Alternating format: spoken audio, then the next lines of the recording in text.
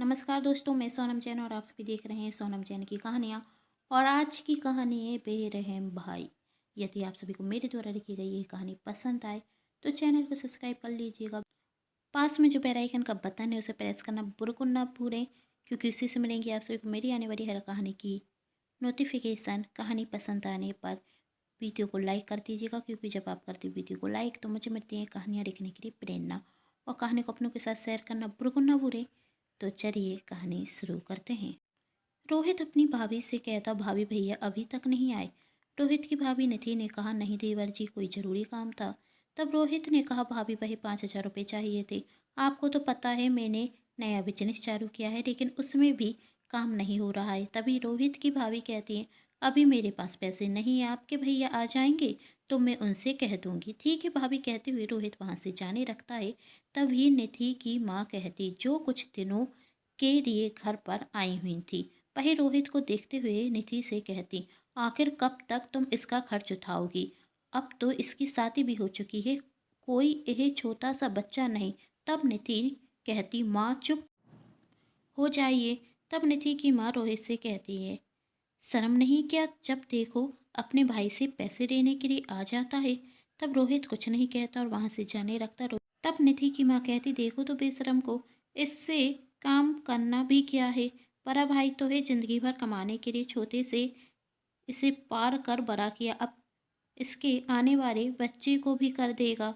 तभी निधि अपनी माँ से कहती, माँ चुप हो जाइए। तब निधि की माँ कहती, आखिर कब तक चुप रहूंगी बेटी? अब मुझसे तेरा दुख देखा नहीं जाता। आखिर तेरे खुद के बच्चे हैं, उन पर पैसे लगाएगी या इसके परिवार पर? रोहित भैया हमारा परिवार है, निधि अपनी माँ से कहती। तब निधि की माँ ने कहा, यदि परिवार है तो परिवार के सदस्य अपना काम देखें।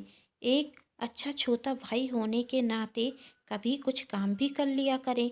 कोई नया काम शुरू कराओ तो उसमें घाटा करा देता है।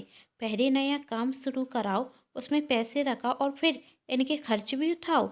तभी रोहित के बड़े भाई रोहन वहां आ जाते। निधि अपने पति को देखते हुए कहती है, माँ भगवान के लिए चुप हो जाइए। निधि की माँ गुस्से में कहती, बेटी अब मैं चुप नहीं रह सकती। तब रोहित कहता, आप भाभी की माँ हैं इसलिए मैं आपसे कुछ नहीं कह रहा। तब निधि की माँ कहती, वरना क्या कहता? कुछ गलत कहा मैंने? तभी तो कुछ कहता।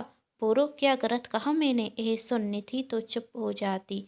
तभी रोहित के बड़े भाई कहते, सही कहा आपने रोहित, अब तुम्हें कुछ करना चाहिए, अपने पैरों पर खड़े होना चाहिए। आखिर कब तक मैं तुम्हारी जिम्मेदारी उठाऊं? तुम्हारी जिम्मेदारी उठाते उठाते अब मैं थक चुका हूँ। अब मैंने सोच लिया है कि अब हम दोनों एक घर में नहीं रहेंगे।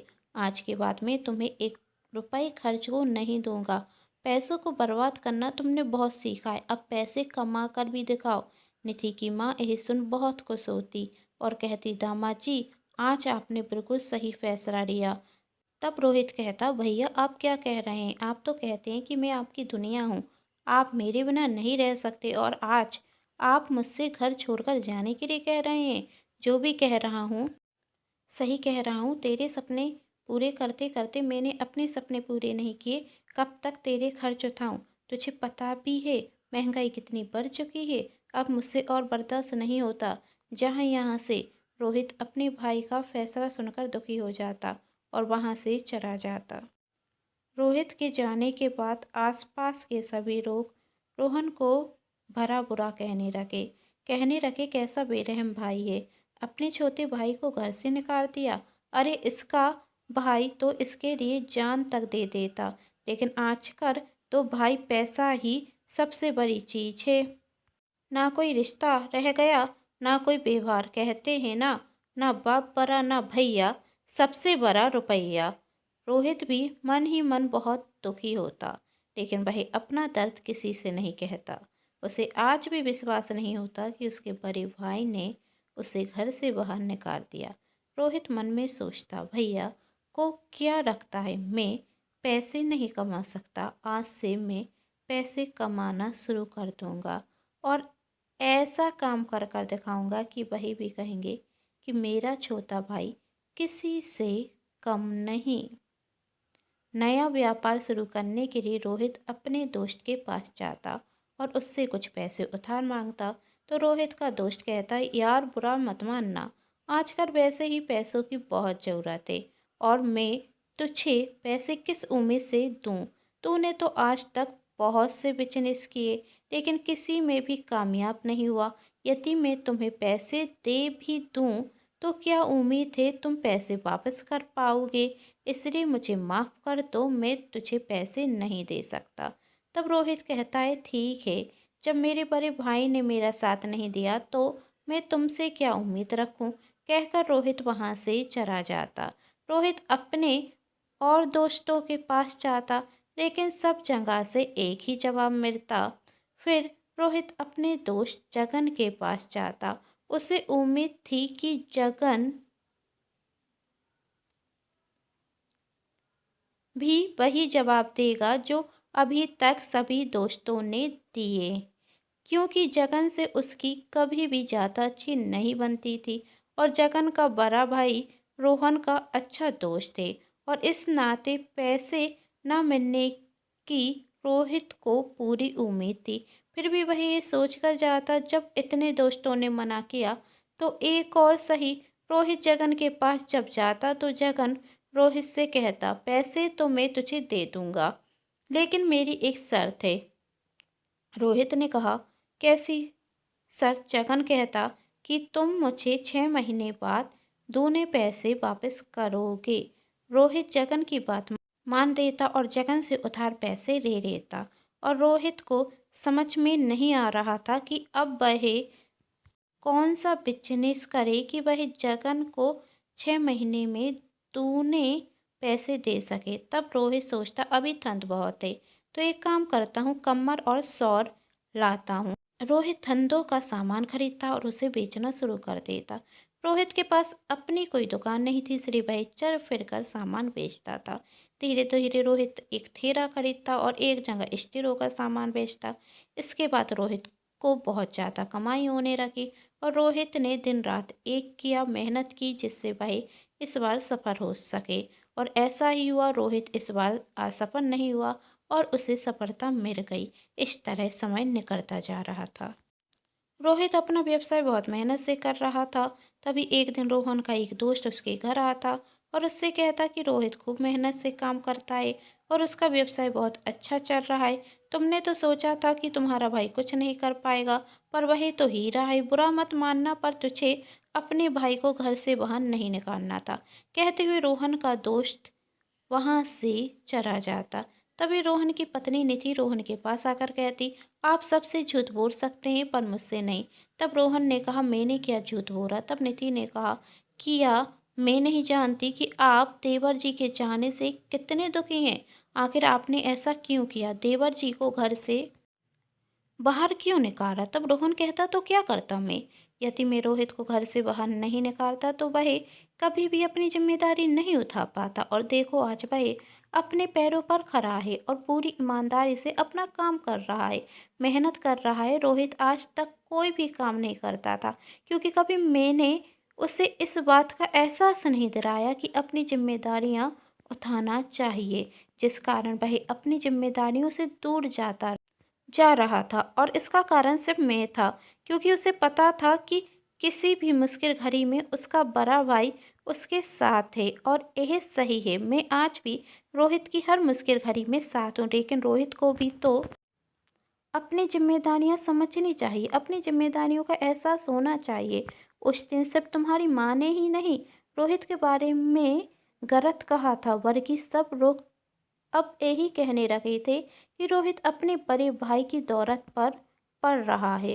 लेकिन आज रोहित खुद अपने पैरों पर खड़ा है और तुम नहीं जानती मैं इस बात से कितना खुश हूँ। जब मेरा दोस्त मुझसे यह कह रहा था कि मेरा भाई बहुत ईमानदारी व मेहनत से काम कर रहा है और सफलता पा रहा है, यह सुनकर मैं बहुत खुश हूँ। उसने मेरे बारे में क्या गलत कहा वही तो मुझे सुना ही नहीं दिया। मुझे तो सिर्फ अपने छोटे भाई की तारीफ सुनाई दी। यदि लोग कहते हैं मैंने गलत किया तो कहने दो, मुझे कोई फर्क नहीं पड़ता। पर रोहित भैया ने तो आपको गलत समझा होगा ना? निधि ने कहा। तब रोहन ने कहा, एक दिन रोहित समझ जाएगा कि मैंने जो भी किया उसकी भलाई के लिए किया। आप दोनों भाइयों का यह अटूट प्यार कभी भी कम नहीं हो, निधि ने कहा। इस तरह 6 महीने निकल गए और आज रोहित अपने दोस्त जगन के पैसे वापस करने के लिए जाता। तब जगन रोहित से कहता, ये पैसे मुझे नहीं, अपने बड़े भाई रोहन को देना। तब रोहित कहता, ये पैसे जब मैंने तुमसे लिए हैं तो तुम पैसे भैया को देने के लिए क्यों कह रहे हो? तब जगन रोहित से कहता, तुम्हारे हर दोस्त की तरह मैं भी तुम्हें पैसे नहीं देता। जब तुम्हारे बड़े भाई रोहित को पता चला कि कोई भी दोस्त तुम्हारी मदद नहीं कर रहा है तो वह मेरे पास आए और उन्होंने मुझसे कहा कि तुम रोहित को ये पैसे दे देना और उससे कह देना कि 6 महीने बाद पैसे दुगने वापस करे। जिस बच्चे से वह मेहनत करेगा और अपने व्यापार में सफल होगा। रोहन भैया सच में तुमसे बहुत प्यार करते हैं और उन्होंने यह सब कुछ तुम्हें तुम्हारे पैरों पर खड़े करने के लिए किया। यह तो उनका एक नाटक था कि तुम अपनी जिम्मेदारियां समझ सको, अपनी जिम्मेदारियों को उठा सको।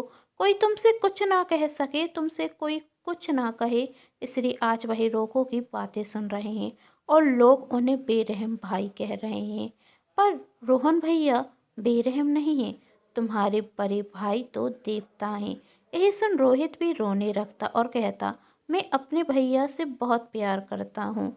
मैं अपने भैया के पास जाऊँगा और उनसे अपनी हर गलती की माफ़ी मांगूंगा। वह मुझे माफ़ भी कर देंगे क्योंकि वह मुझसे बहुत ज़्यादा प्यार करते हैं। रोहित अपने बड़े भाई के पास जाकर कहता, मुझे पता चल गया है कि आपने यह सब क्यों किया। आप मुझे कभी अपने से दूर नहीं कर सकते। मैं जानता था। तब रोहन कहता है, मेरे भाई, मैं तो बस तुझे तेरे पैरों पर खड़ा करना चाहता था। तुझसे दूर रहकर तो मैं कभी खुश नहीं रह सकता। यह घर तो तेरा है, मैं तुझे अपने घर से दूर कैसे कर सकता हूँ? तू तो मेरे दिल में हमेशा रहता है और जब तक तू इस घर में नहीं आएगा तब तक हमारा घर अधूरा रहेगा।